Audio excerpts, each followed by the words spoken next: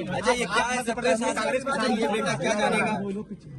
परिवार में कितनी अच्छा ये बताइए, गाड़ी उठा ले गए, ये परिवार चाहता था कि हमें चाय पिला दे, हम इसके घर आए। आप बताइए, चीनी चाय की पत्ती से लेकर कोई सामान नहीं ला सकते, पानी नहीं ला सकते। अरे किस बात के लिए सुरक्षा है? सुरक्षा तो इस बात की इनकी जान की सुरक्षा होनी है। अगर इनको कोई जरूरत है तो सुरक्षित होकर के जाएं बाजार और सुरक्षित होकर के बाजार से लौट के आ जाएं। ये इसका मतलब सुरक्षा है। सुरक्षा का मतलब ये थोड़ी कि घर को परिवार को कैद कर दो, गाड़ी उठा ले जाओ, यहाँ से सामान ले जाओ।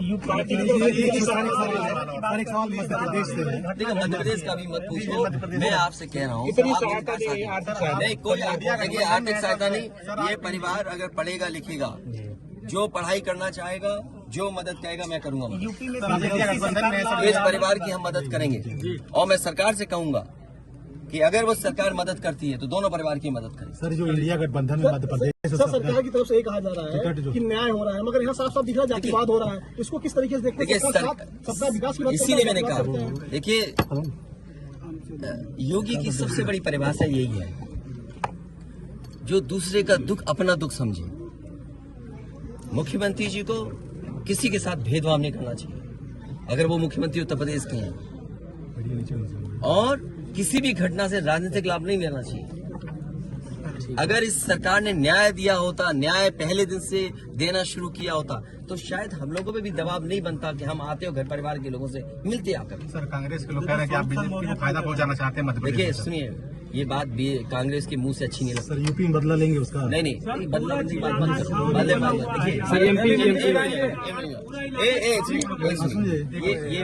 ये विषय इसलिए मैं नहीं उठाना चाहता हूँ कि ये हमारे लिए देवरिया कांड बड़ा विषय है।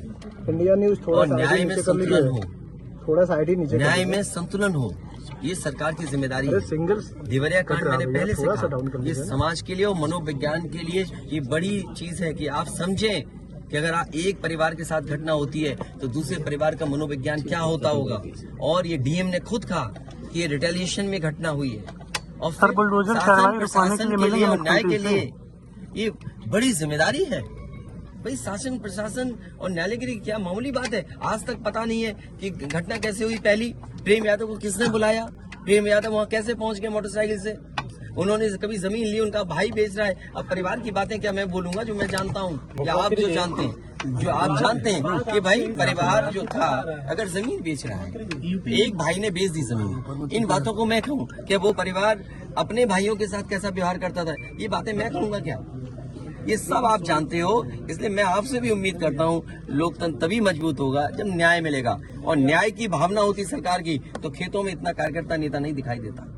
ये जनता खेतों में नहीं दिखाई देती। मिलने गए, परिवार से मिलने गए, वहाँ एक भी सदस्य नहीं, इसको क्या मानेंगे? देखिए मेरी जिम्मेदारी ये है, देखिए मैं जानता हूँ यार नवीन भाई तो, और ये बात आप भी जानते हो, और जब मैं पहुंचा हूँ तो मैंने वो बाइट भी सुनी है, एक चैनल के माध्यम से कुछ खबर आई, हालांकि मैं सिग्नल या उसके नेटवर्क ना आने की वजह से मैं नहीं सुन पाया। जो बात मुझे समझ में आई कि वो परिवार नहीं मिलना चाहता, ये उसकी भावना है, और उसको उसकी बेटे की भावना नहीं हो सकता हो।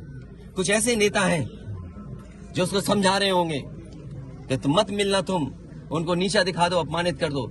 सवाल ये नहीं, हम किसी के भी दुख में शामिल होने आए हैं। इसीलिए मैंने कहा, आपने जब बुलडोजर से किसी की माँ और बेटी को जला दिया गया और बुलडोजर चल गया, आप उस परिवार के उस बेटे से मिलने नहीं गए। उस बेटे को इस सरकार ने ठंड में नंगा किया था। अरे हम तो कहते हैं उस बेटे से तुम क्यों नहीं गला मिलते हो जाकर, क्यों नहीं मिलते जाके सरकार? यूपी में बीजेपी मैं आर्थिक सहायता इस परिवार की भी, और अगर वो परिवार कहेगा तो मैं उस परिवार की भी मदद करूंगा।